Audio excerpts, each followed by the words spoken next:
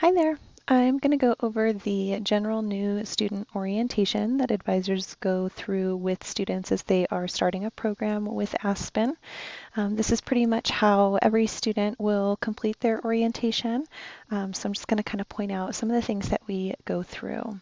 So we always start on the main homepage of the classroom. That way we can go over some of the components of this page. For example, we go through what some of these icons are up here. This one allows them to go to their classes, as you know. And then we kind of point out these different pieces of the page as well. So the news block, we encourage students to look at that so that they can always have updated information that comes out from the university. We also encourage students to look at the Getting Started guide, which we have linked here as well.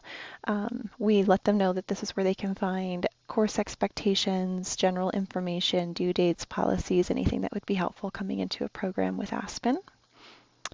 We also point out the calendar here, especially because this is where they can find the student success seminars that we offer. So we do talk briefly about those as well and kind of indicate how they can access both the live versions as well as the pre-recorded versions.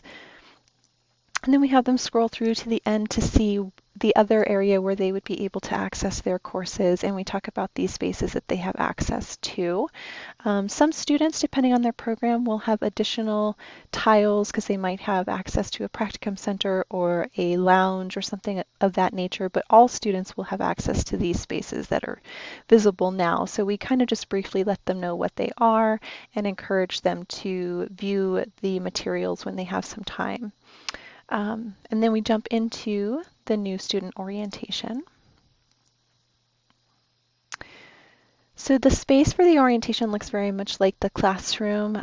We do let students know that this news block inside of their course will have information from their instructor, and we encourage them to take a look at that every time they go into their classroom, as we do know that that gets updated rather frequently.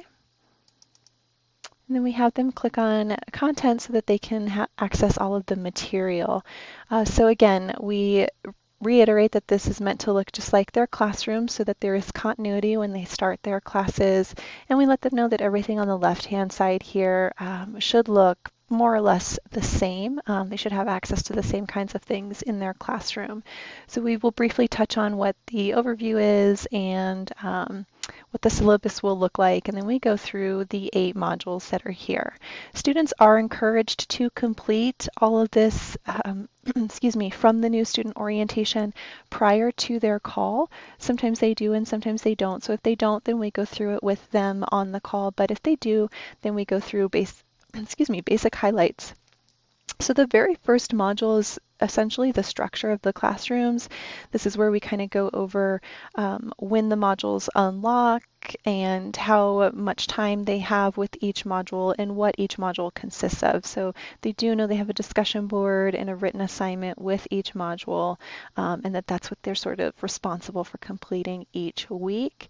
This is also where we go over indicating that Google Chrome is probably the best option for accessing everything or viewing everything.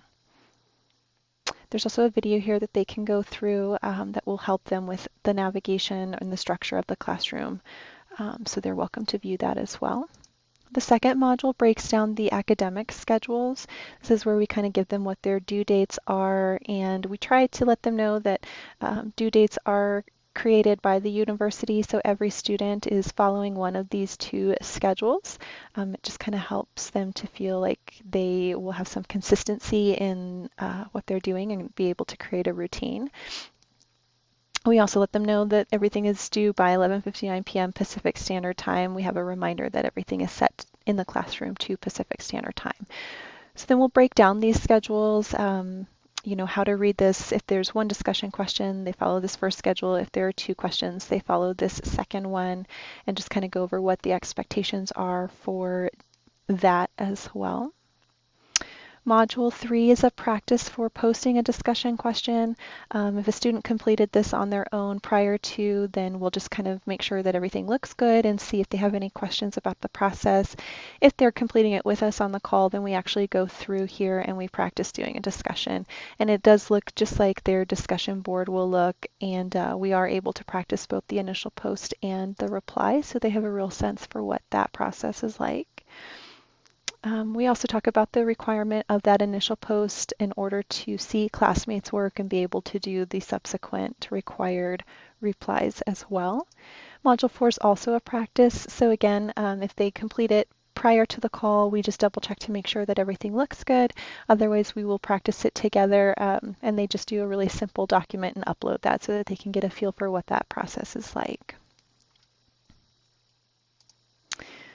Module 5 goes over APA and Turnitin. We want to see how familiar students are with both of these, kind of gauge if they're going to need additional support or resources, so we can make a note of that. But we go over just the general guidelines for both APA and Turnitin, and also where they can find the Turnitin information in their classroom Dropbox once they have submitted their work. We do encourage students to reach out to us if they need additional support with Turnitin, especially if it's their very first course and their very first assignment, and even more specifically if it's their very first time using APA. So we just kind of go over the general guidelines for all of that. There's also a really helpful video here for Turnitin that we encourage students to watch as well. But they can always reach out to their advisors if they need additional support with reading the report or knowing, how to make any revisions. Module 6 basically goes over contacting the instructor and buying textbooks. The things that we like to point out from here in particular are letting students know the best way to reach out to an instructor using their personal email. We let them know they can find their instructor's contact information in the class list tab. If all else fails, that's where they can find it. We also go over the best way to put their information in the subject line so that instructors know what they are about to read and have some context for who is sending the email. And then we also go over the general guidelines for responses and what students should do if they don't hear back from their instructor within this 72-hour period. The virtual classroom, we just indicate that this is really used for like office hours or a conference of some kind, that they won't be logging into anything with the virtual classroom. There aren't lectures there per se. So we just kind of briefly go over what that space might be utilized for. And then textbooks, we want to make sure students know how to find information like title and ISBN number and know how to purchase their textbooks. So we go through that here. And we also, for students who have a proctored exam, we go over the expectations for having those books for their exams as well. With Module 7, we go through these two tabs at the top of the classroom, the Dropbox tab and the Grades tab. We kind of let students know what can be found in each. Let them know that the Dropbox tab includes feedback from the instructor, Turnitin information, and the rubric that they might want to view as they're writing their paper. And then the Grades tab, we go over how they can see their numeric grades and possibly some written feedback there as well. So we do indicate to students that they should look at both of those tabs as they start receiving grades. We go over the expectation for when they should start receiving grades in their classroom and what they should do if they ever have questions about a grade or feedback that they've received. We do try and encourage students to reach out to their instructors first with any of those inquiries, since instructors are the ones who determine their grades. The final module goes over participation, and in this module we go through the two policies that we have for participation once a course has started. We talk about the importance of completing something in the first 7 days of class in order to remain in the class, and also the importance of maintaining consistent with participation so that they don't ever go beyond 21 days without participating in the course. We reiterate that discussion posts and assignments are the two things that count as participation for classes. And then we also, again, encourage students to reach out to their instructor if there's ever a reason why they aren't able to meet a deadline, or if they ever need additional support due to an extenuating circumstance or something of that nature. We do encourage students to have that conversation with instructors first and then reach out to advisors for any follow-up or if they need any additional help with that. And that's essentially what we go through for the new student orientation.